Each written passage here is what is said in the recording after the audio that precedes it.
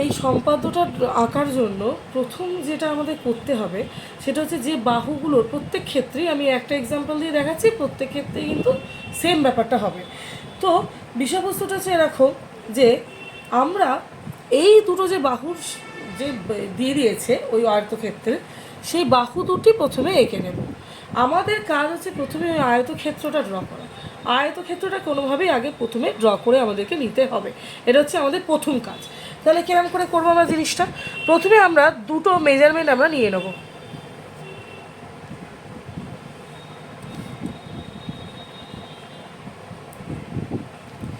আট সেমি, আর এখানে আমরা যেটা নেব সেটা হচ্ছে 6 সেমি।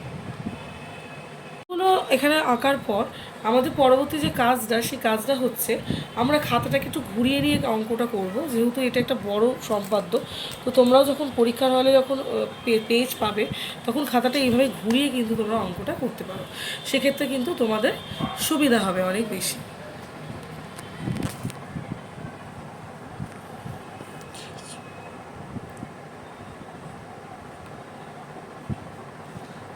সেক্ষেত্রে আমরা এবার এই সম্পাদ্যটা শুরু করব। সম্পাদ্যটা কীভাবে করব? যখন আমরা কি করব, এটাকে প্রথমে একদম নিচে থেকে আর একদম সাইড থেকে আমরা একটা বড় লাইন এখানে আগে কেটে নেব। একটা বড় মাপের লাইন আমরা এখান থেকে কেটে নেব। কাটার পর আমরা কি করব, এই 8 সেমি যেটা আছে, এই 8 সেমিটাকে, বড়টাকে অলওয়েজ আমরা চেষ্টা করব নিচে নেওয়ার।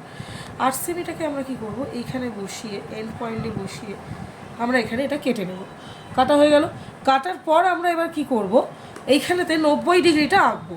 90 ডিগ্রি আঁকতে আমরা জানি সবাই, ঠিক আছে? তাহলে 90 ডিগ্রি এখানে আঁকার পর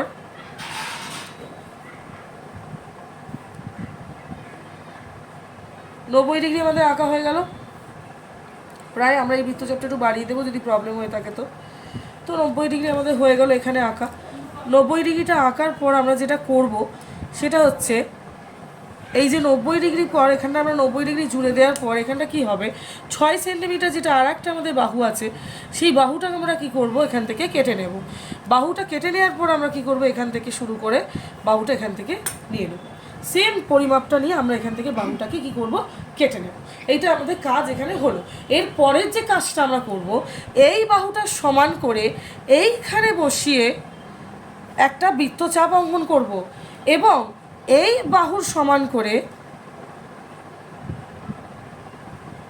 এই বাহুটা সমান করে এইখানে বসিয়ে একটা বৃত্তচাপ আঁকলাম। তার মানে ব্যাপারটা কীরকম দাঁড়ালো, আমরা এই বাহুটার এই মাপ নিয়ে এইখানে বসিয়ে কাটলাম, এই বাহুটার মাপ নিয়ে এইখানে বসিয়ে কাটলাম। এই হচ্ছে আমাদের নিয়ম বড় একটা আয়তক্ষেত্র আঁকার। এবার আমরা কি করব, শুধু বাহুগুলোকে জয়েন করে নেব।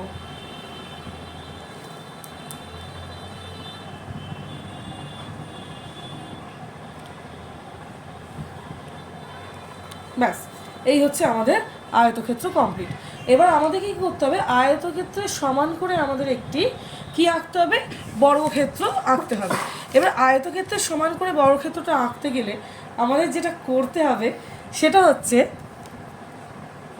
হচ্ছে আমরা এই বাহুটাকে না কিছু দূর বাড়িয়ে দেব। এই বাহুটাকে আমরা কিছু দূর বাড়িয়ে দেব।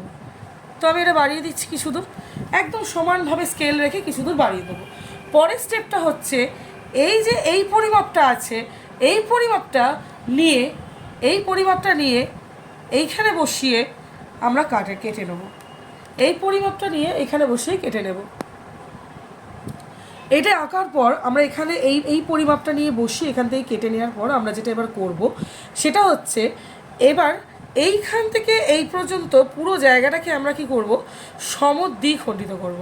সমদ্বিখণ্ডিত কী করে করতে হয় সেই নিয়ম অলরেডি আমাদের জানা আছে। সমদ্বিখণ্ড আমরা এখানে একটা সমদ্বিখণ্ডিত করব পুরো লাইনটাকে।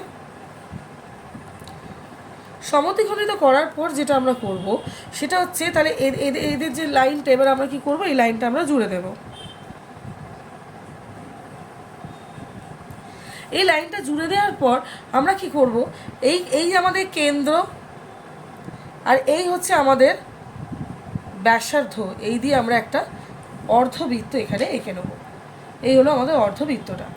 আঁকার পর তারপরে কি করব, এই বিন্দুটা অর্থাৎ এই বাহুটাকে সোজা আমরা কি করব, বাড়িয়ে দেব, যেভাবে আছে সোজা সেইভাবে এখানে বাড়িয়ে দেব।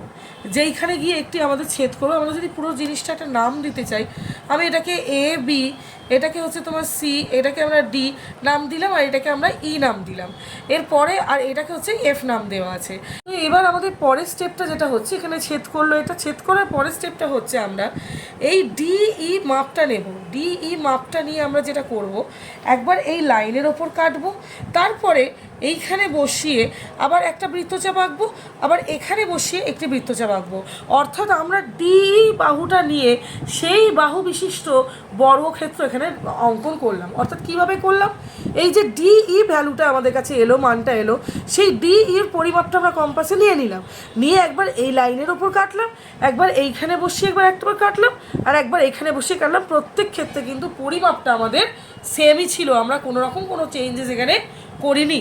এরপরে আমাদের কাজ হচ্ছে এই পুরো জায়গাগুলোকে শুধু জুড়ে দেওয়া। তাহলে যে বর্গক্ষেত্রটি আমাদের কাছে আসবে, সেই বর্গক্ষেত্রটি হচ্ছে আমাদের এবিসিডি আয়তক্ষেত্রের সমান ক্ষেত্রফল বিশিষ্ট বর্গক্ষেত্র।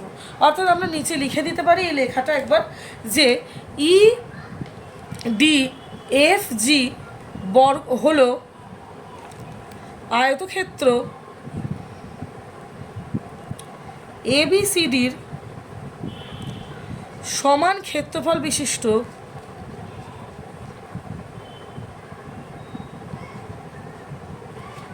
বর্গক্ষেত্র। এই হচ্ছে আমাদের সম্পূর্ণ সম্পাদ্যের নিয়ম।